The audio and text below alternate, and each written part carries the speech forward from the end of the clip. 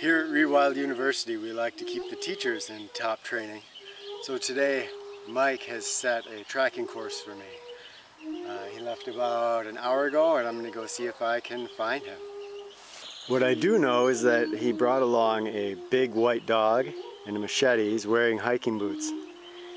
Here we can see his initial tracks. These are pretty easy to see. What I'm looking at is these laid over pieces of grass. He's leaving some signs along the way, making it a little easy for me here. There's that machete cutting through some staghorn sumac. He's also walking hard. A lot of the grasses are laid down. Here he passed under an old windmill. Again, you can see that track, sort of the silvery, in the grass. Heading back into the woods. Here in the woods, his heavy boots are leaving quite a path for me. He's trotting heavily on purpose. And you can see plants that are laid down or bent over. Often we're looking for a different sort of green, like you see right there.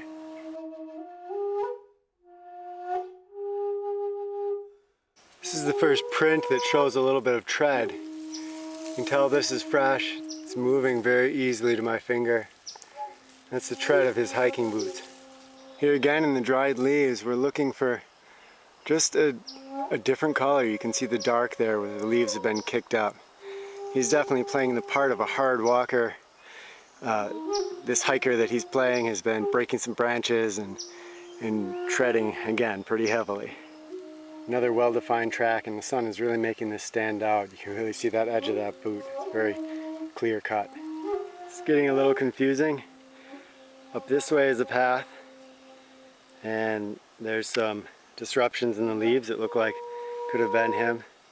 Over here we have a really disrupted path. This to me looks more like it's deer, really strong cuts into the leaves. I'm going to investigate a little bit further. Nope, I was incorrect. There is a really nice print. There's his heel mark. So I'm going to head down this way. Another tricky one. He was right here.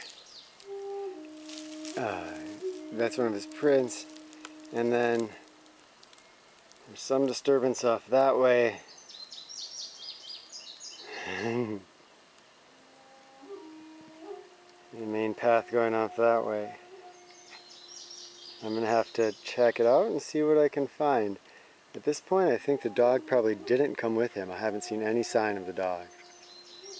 He's definitely throwing me for a loop here. I'm kind of stuck at this place. Can't seem to find anything. It does look like he sat down right here. And so I'm hoping if I investigate further right around this area, it'll show me something that gives me a clue of where he's gone.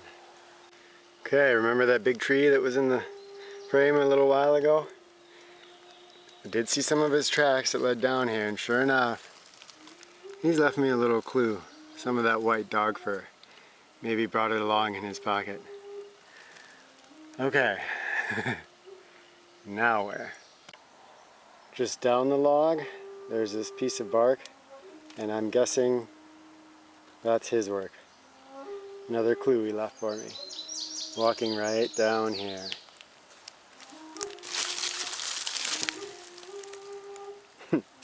You might have seen me pop that off. He's left a piece of chert for me. Piece of, we use this for flint knapping.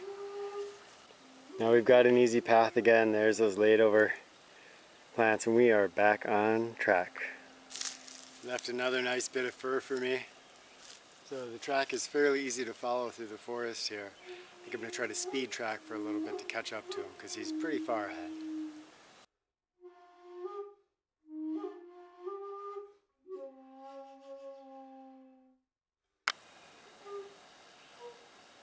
Here we go. It's probably just, you can't really track by camera, so don't feel bad if you don't see anything, but right through here are his tracks on the ground and some laid over plants. And I'm going to start running. Ah, the wood nettle. That is going to be burning my legs. He was nice enough to cut me a little path though. Nice little break because it's easy to track, and he's going to save my shorts and bare feet a little bit of sting. Now he's heading up the ravine. Been climbing for a while. There's a deer path over there, but looks from the signs, disrupted leaves there, and then you can see a little silvering on the grass right there, that he went up to the right. Let's see if I'm correct. Yes indeed, there's a footprint going up, there's another track, and off this way. Two paths diverged in a wood, and Mike took the right one. Again, this might not show up. There's a path which would have been a logical continuation of his travels, but he is actually cut off to the left. Some grass is bent over, and it looks like he's left me again little mark to tell me that I'm correct. Over the top of an old fence, he's left me another token on top of this log. Been trying to pick up the tokens he leaves. When I was running, I probably missed some. That first one we found on the log was also on a burnt stick. So I'll pocket this one and have something to show him. Alright, he's left another token. Here's the tracks of something else. Clearing away a lot of ground. Heading down the hill. That is water. And there, in the clear ground, is a Mike track. Mike has set this track line perfectly for me, for my level of tracking ability.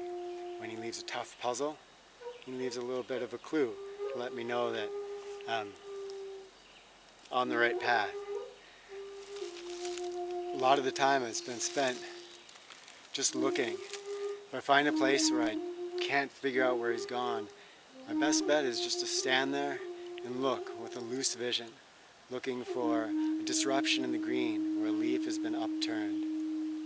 A living leaf has been upturned and created a different shade of green on the rest of the green that's out there, or a plant that's pushed over. Something that escapes a casual glance, but if you sit and you look with a loose gaze, it pops into view. When tracking quickly at a run, we can't really stop and pay attention to every little sign. So we're really trying to read those color changes.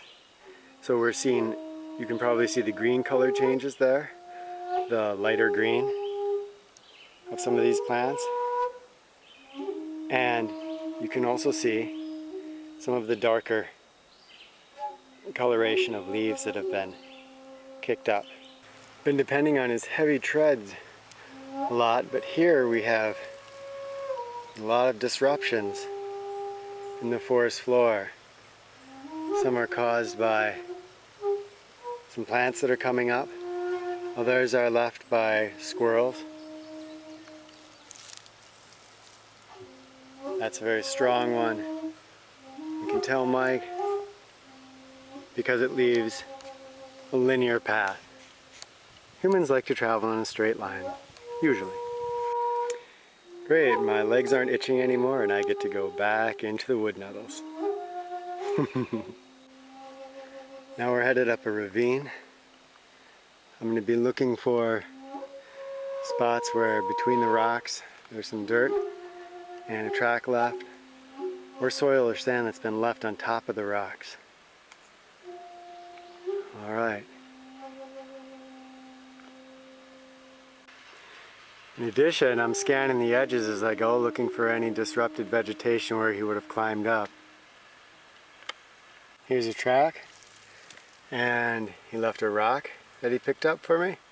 You can see the fresh, wet sand. This is interesting.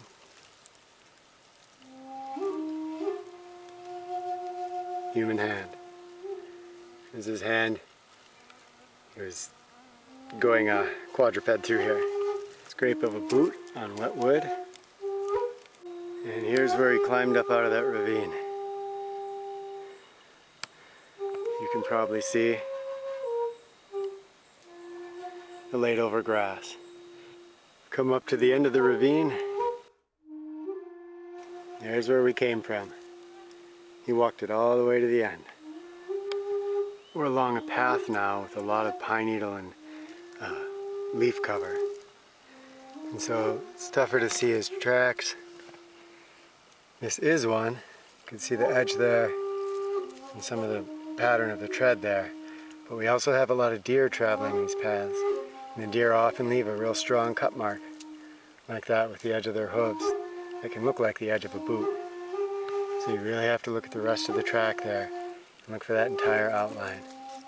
Another trick with tracking on paths is to just keep light peripheral vision on the track itself, on the path itself, and keep most of your attention on either side of the path, watching for disruptions in the undergrowth where the person would have veered off. So I'm going to use that method now and hope that I can make up a little time. Here's the deer path continuing on, very undisrupted.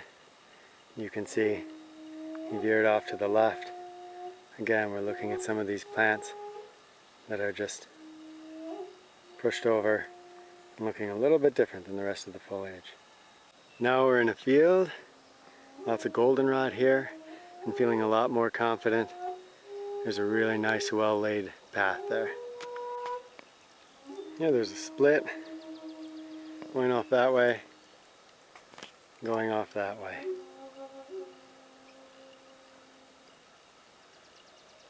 So this one looks a little more laid down recently, so I'm going to follow straight. Going right along the edge of the farmer's field here, and again, that path is really nice. So I'm going to run again and make up some time. Again, two paths. The right one looks a little bit more laid down in the right direction, so I'm going to follow it up.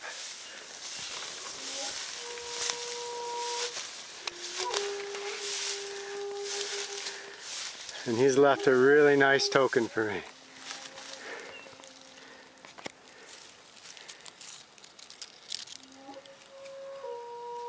Okay, looks like he crawled right through here.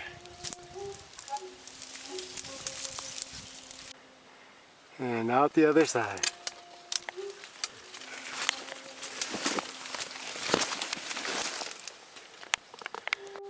And at last, I think I found him.